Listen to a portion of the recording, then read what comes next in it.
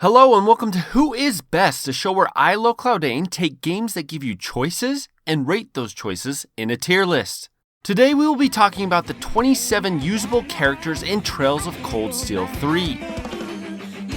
We will be rating characters by endgame stats, crafts, S-crafts, and the new ability Brave Orders, which have utterly changed the game for the better. Now there is some clarification I need to get out of the way before I get going on this list. I love this game. It was by far the best in the series so far, but after beating it, I went back to study the characters and realized that this was the most disappointing part of the game. A tier list is kind of hard due to the fact that you don't get access to many characters consistently throughout the game. Yuna, Altina, Kurt, Musse, and Ash, along with Rean, make up the new Class 7 and will be the only members you have access to through the majority of your playthrough. Old Class 7, along with other guest characters, come and go, making this a really hard list to complete. But seeing as tier lists are what we do around here, I will attempt it anyway.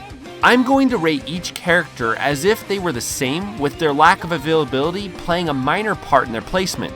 And don't forget to stick around to the end where I will reveal the optimal party for your playthrough. Now with all that out of the way, let's get started with the tier. The crap tier is made up of Patrick, Towa, and Lectre. All three of these characters are used for a very short section of the game. Patrick and Towa are hardly worth talking about. Lectre has a single useful skill that has a chance of causing status ailments, like death, on any monster including bosses. This skill can ignore any resistances they may have. Bad luck facing us. Guess I'm moving up. Low tier. First on the low tier is Millium. Out of everyone in Old Class 7, you get access to Millium the least. She pretty much is a carbon copy of Altina with a much less effective Brave Order. Next is Tio, another temporary guest character. A fan favorite from the Crossbell games, Tio has been severely nerfed since then. She has a pretty amazing Brave Order that gives absolute protection plus 80 CP, but it's pretty expensive and wouldn't be worth it if you could use her throughout your playthrough. The final member of the low tier is the first one from the new Class 7. Altina is slow, extremely slow.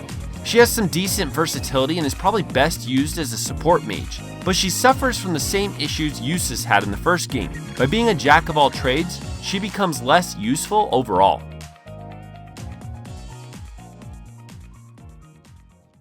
First on the mid tier is Olivert, another very temporary guest character. There's not much to say here. He's not bad, but yeah, you don't use him for very long. One of the new mechanics introduced in this game is the break mechanic. Breaking enemies and laying down heavy damage is the single best strategy in the game, and there are a handful of characters in this game that do that well. The first of these, and the next on the mid tier, is Agate. Agate is yet again another very temporary character, but he can do some of the heaviest damage in the game, and his Brave Order does plus 250% break damage, which makes it much easier and faster to break enemies.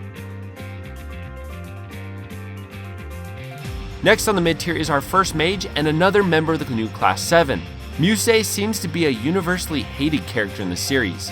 I don't understand this. Her pursuit of Rean and her mysterious nature was really fun, and I thoroughly enjoyed her. With that being said, she is possibly the worst mage in the game.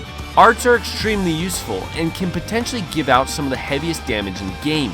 Musse has a high ATS, so she is useful in this aspect, but everything else about her just sucks. Her crafts, S-craft, and Brave Order are practically useless.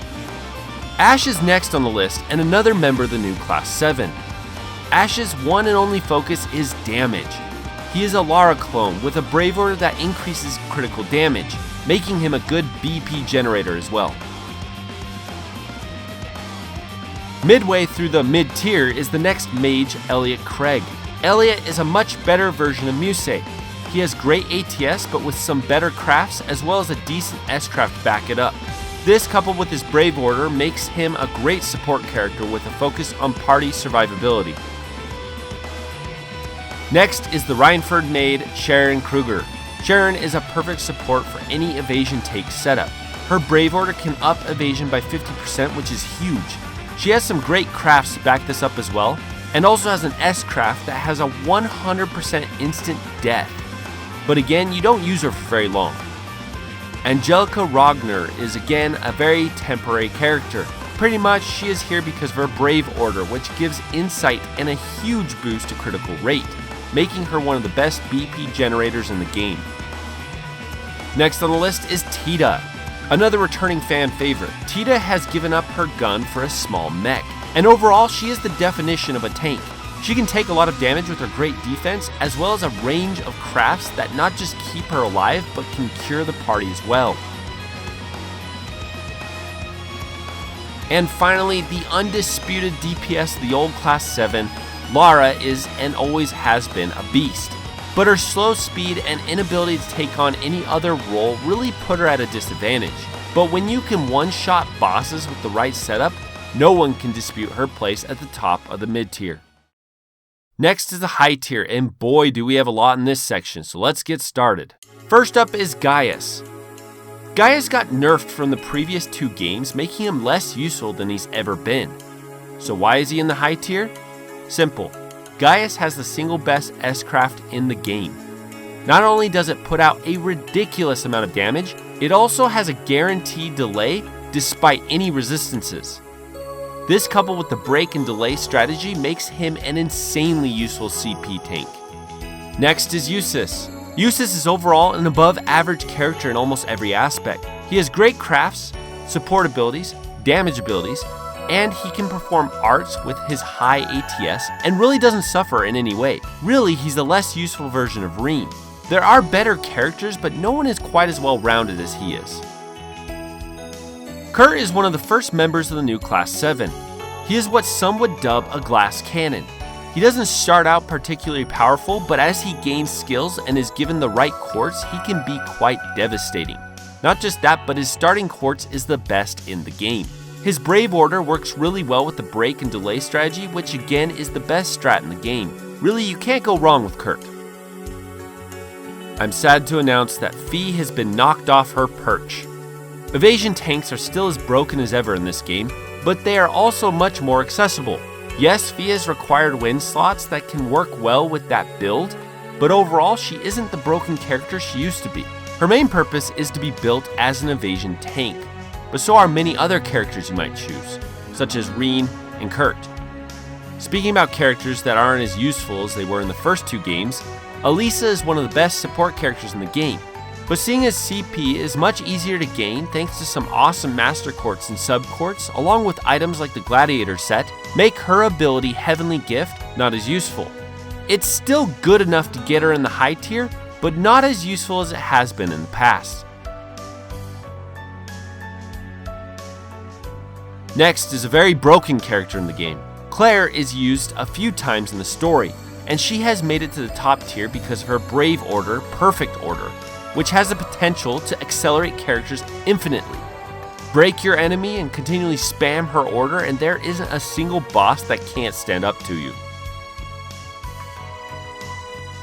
And speaking of the break strategy, next up is the break goddess herself, Yuna. Yuna is possibly the best non-broken character in the game. She is the spear point in the break strategy with the ability to switch between close and long-range combat, useful crafts, high strength, and speed, as well as an amazingly cheap Brave Order that increases break damage to 300%. Yuna is a must for any optimal run. The final character on the top tier is the waifu of waifus, Emma. Emma is without a doubt the best caster in the game. She has insane ATS, which makes any art cast by her devastating. On top of this though, she has both a craft and an S-craft that casts perfect reflect, making her perfect in a tight spot. Her Brave Order isn't quite as useful as others, but can also come in handy at times. Also, well, I'll let Fee say it. And Emma, you grew even chestier. Oh, I was hoping you wouldn't mention that. The God tier. First on the God tier is Aurelia. Honestly, she should probably be higher, but you only use her for a single mission. But during that mission, oh boy is she a beast. She has the best stats in the game with some amazing crafts and a destructive S-craft. But what really puts her over the edge into broken territory is her Brave Order, which gives plus 80 CP and 50% critical rate, making her a party-wide damage dealer and a BP generator. Also, she's just a badass. Play the game, you'll know what I mean. Machias Regnance is no stranger to the upper tiers, but he has moved into the God tier strictly because of his ability to accelerate. As is obvious by now, breaking an enemy then accelerating to avoid that enemy recovering is by far the best strategy, and Machias was built to complement this strategy perfectly. Second to last character on the God tier is Rean Sworger. Rean can do everything better than anyone else. His stats, crafts, S-craft, and 4 Brave Orders. On top of this, he has his Ogre power, which is the best single buff in the game. And of course, you use him throughout your entire playthrough, making him the most accessible character in the game as well. The final character on the list is the most broken and overpowered one. Sarah, the old instructor of Class 7, is absolutely broken. Using the break and accelerate strat is perfected with her Brave Order, which doesn't just accelerate the party, but delays the enemy as well. It can be pretty expensive costing at 4 BP, but with the right supporting characters, this is no problem. That make you feel all tingly? Now, as far as the optimal team setup goes, this is a spoiler, so be warned. The optimal team is Rean, Yuna, Kurt, and Musse. Let me tell you why. Because you are forced to use them in the final fight. Yes, over 25 characters, and it is boiled down to 4 of them. This is a huge disappointment. But if you want to ensure the best playthrough, use these characters. In a dream world, the optimal party would be Rean, Sarah, Machias, and Yuna or Aurelia. Hopefully they remedied this in Trails of Cold Steel 4. And that's my list. Thanks for watching. Make sure to like, share, and subscribe, and don't forget to ring that bell and be notified of new content. Look forward to my next video, and I'll see you guys later.